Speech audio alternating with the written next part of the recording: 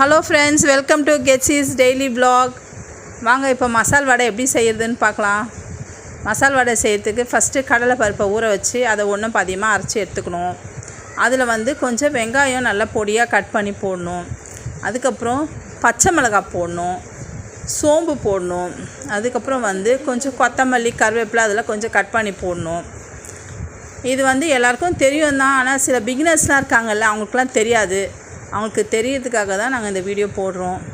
அதுக்கப்புறம் கொஞ்சம் சால்ட்டு போட்டு நல்லா மிக்ஸ் பண்ணிவிட்டு தட்டி அதை ஆயிலில் போட்டு நல்லா ஃப்ரை பண்ணணும். அவ்வளோதான், இதோட மசால் வடை ரெடி ஆகிடும்.